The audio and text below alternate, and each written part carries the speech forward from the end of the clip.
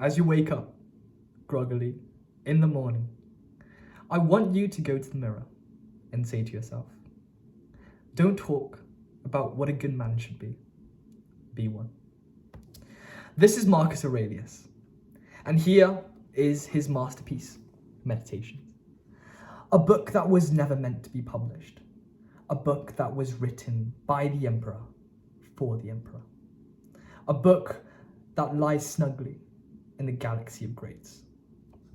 Within a mere 122 pages, Aurelius encapsulates the wisdom of many generations of philosophers, along with many a century's evolution of the faith, Stoicism. This book is about acceptance. It's about love, humility, discipline, hope, and so much more. Hi everyone, I am Simbali, also known as Knight's Ranger, and I want to tell you today about the story of Meditations, its humble beginnings and its eternal lessons. To know more about Marcus Aurelius, we should turn back the clock to April 26th, 121 AD. And there, at the very heart of ancient civilization, Marcus was born in Rome. Unfortunate at birth, Marcus's father died when he was just an infant, and so he was adopted by his grandfather, and later, when he turned 16, by his uncle Antoninus. With the succession of Antoninus to the Roman throne, Marcus was placed next in line. And with it came pressure, and with it came internal turmoil. Meditations was a diary that Marcus kept when he fought his demons, both as the emperor and also the voices within his declining body. In the 2-decade tenure that he served as the emperor of Rome, he toyed with the Great Roman Plague in 166. He waged war against the northern barbaric tribes in 168, and the death of his brother and eternal companion Lucius in 169. Many of these tragedies would have tormented the average man, but Marcus was no average man. He was him. Marcus's core belief was that of acceptance. Whether the sun would shine or the moon would rise, life should be taken as a grain of salt. A grain of salt. He thought that with life comes death, which comes life again. And this evolution of constant change shapes the continual adaptation of the human race. He once said, choose not to be harmed, and you won't feel harmed. Don't feel harmed, and you haven't been. Everything is based on self-reflection, just how he believed that the world is nothing but change, only perception. Just like that sailor who lost his fortune in the undulating waves, or the student with a bad grade, or the teacher with a bad day, and the mother with a naughty son. We should always open our hearts and our arms to the world around us, embracing it, telling ourselves, no matter what anyone says or does, my task is to be good. Everything ends one day, but Marcus takes death on a promenade like a dear old friend. Just like everyone before him and everyone hereafter, their bodies and spirits will be swallowed by death, just like how time has swallowed a Chrysippus, a Socrates, and an Epictetus many times over. No matter how great we were, or how great we are yet to become, we crumble at the hands of time. So why worry?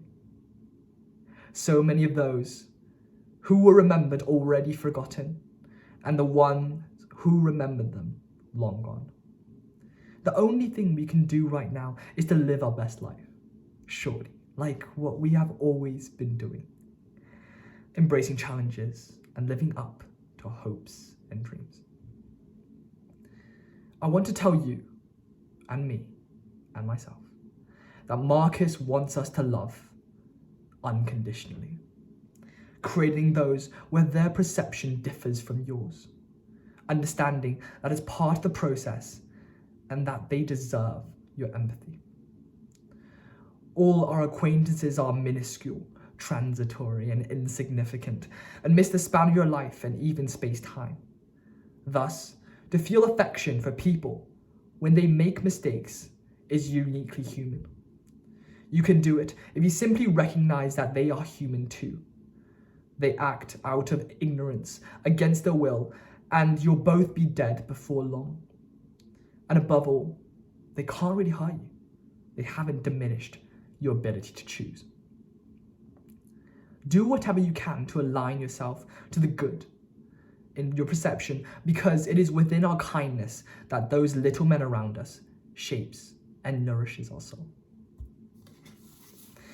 In dealing with the vast expanse of the unknown, Marcus treats God and everyone else with reverence.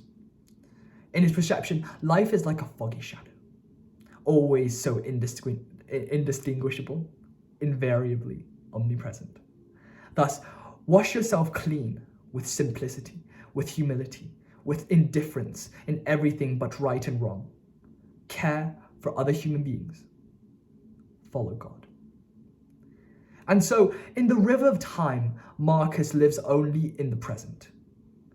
Since the past and the future are predetermined, only altering the present can truly make an impact on your incessant daydreams. So hey, give yourself a gift, the present moment. As nature shifts and the world is ever changing, the only thing that is in your control is you. Marcus says, no carelessness in your actions, no confusion in your words, no imprecision in your thoughts. Albeit the constantly adapting world, we should do everything we can to do justice, to embrace kindness, to be that good man. Nothing can stop us from the choice we make. So how about making choices that benefit yourself and the people around you? In this life, we face highs and heartbreaks. It's hard to get up, I know. To pull yourself by the scruff of your neck and keep on walking. In this roller coaster of blind destinies, remember the story of Marcus Aurelius and his beloved Meditations. Because his eternal words shall be the spring of hope for your ragged self. Promise you one thing before you go. No matter what other people say, no matter what societal norms would mold our sacred souls, always be good, won't you? As Marcus said, true good fortune is what you make yourself. Good fortune, good character, good intentions, and good actions. I love you very much. I'll see you in the next one.